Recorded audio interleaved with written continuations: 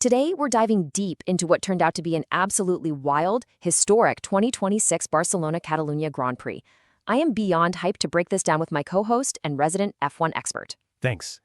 Going into this weekend, we all thought we knew exactly how this 2026 season was going to play out. But man, this race, it completely tore up the script. We are talking a strategic masterclass, a brutal endurance test, and literally edge-of-your-seat action from lights out to the checkered flag. Which brings us right to the elephant in the room. The big question, is the 2026 title fight officially back on? Oh, for sure. It absolutely is. Look, Mercedes has looked pretty much untouchable at the start of the year. But what we saw in Barcelona was this crazy late race twist that completely flipped the momentum. Just when you thought the title was a wrap, a stunning strategic gamble, plus a little bit of pure racing luck, just blew the doors right open. And that huge momentum shift? It all comes down to one absolutely monumental number, 106.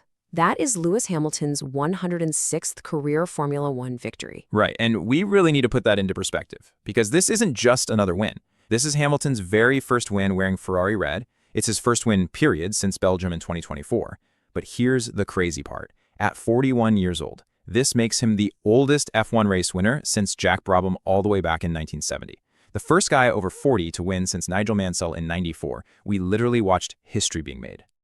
Okay, let's get into Section 1, setting the 2026 stage, the heat, and the tech. Coming into the weekend, everyone honestly expected Kimi Antonelli to just easily extend his 5-race win streak for Mercedes. But as it turns out, Ferrari had actually laid some pretty sneaky groundwork months before we even got to race week. Yeah, this is such a cool piece of the puzzle. So think back to January.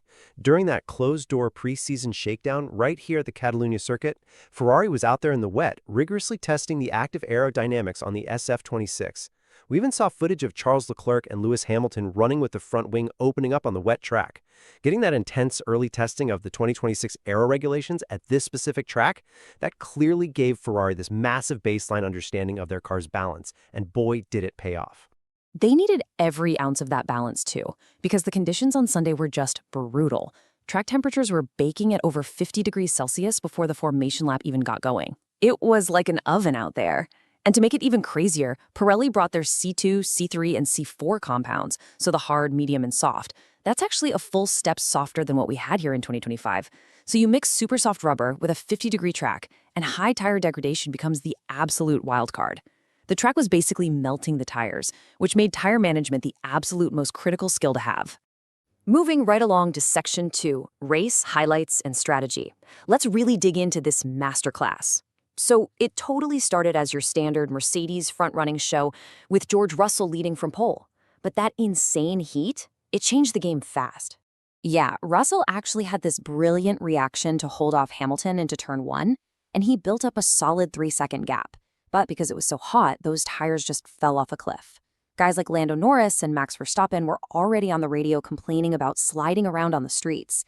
Looking at how it played out, the frontrunners started pitting around lap 12 to ditch those starting tires. Exactly. Hamilton boxed for hards, and Russell covered him perfectly on lap 13. But the real game changer was lap 28. Ferrari decides to pull Hamilton in for a second stop to slap on fresh mediums. Now, this was an incredibly gutsy call because it fully locked Hamilton into a 3-stop race. But man, the pace advantage was instant. He was suddenly lapping about 2.5 seconds quicker than Russell, just hunting down those Mercedes cars that were stuck out there on old, degrading rubber.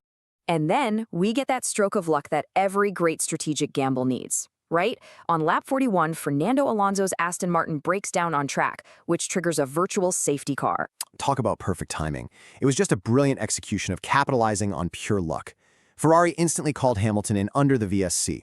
Because everyone else had to slow down to a restricted speed, Hamilton basically got a free pit stop. He threw on a fresh set of hards and popped back out onto the track still ahead of Russell. After that, it was game over. Hamilton had the track position and the tire life to just control everything perfectly right to the flag.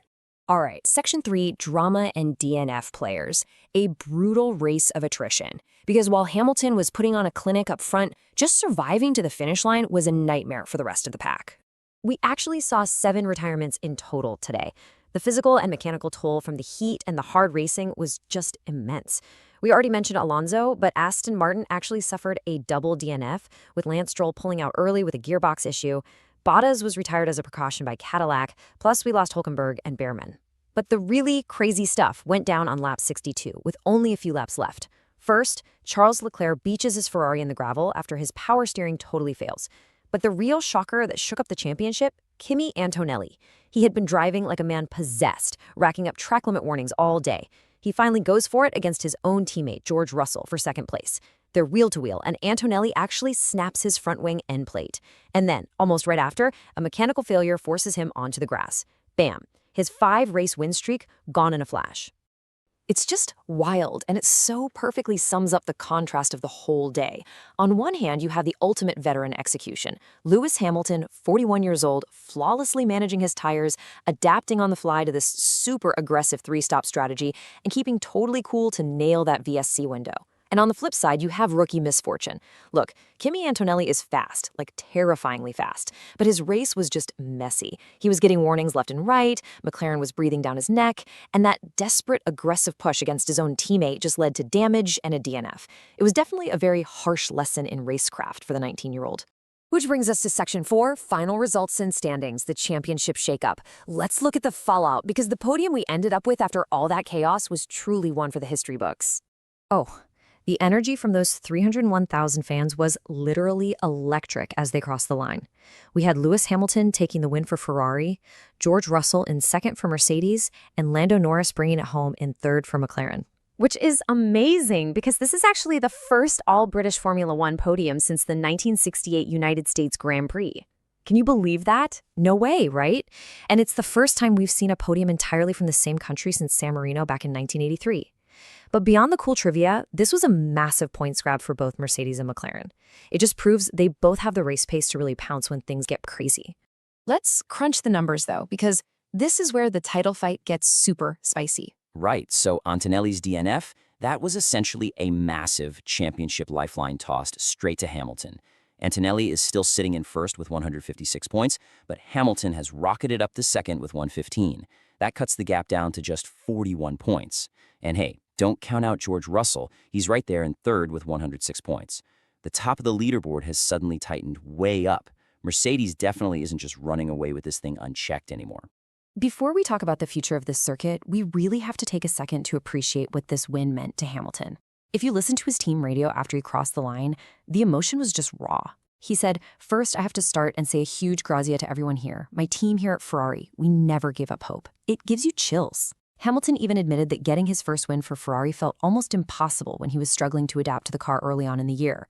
But his relentless drive, combined with Ferrari just constantly bringing upgrades to the SF26, it proves this whole project is finally clicking. And finally, Section 5, the F1 calendar future. Sharing the spotlight. Let's talk about what's next for Barcelona.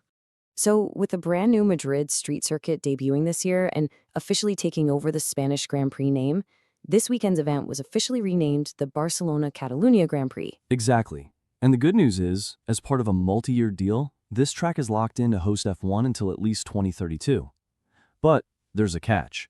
It's actually going to rotate its spot on the calendar every other year with the legendary Belgian Grand Prix at Spa.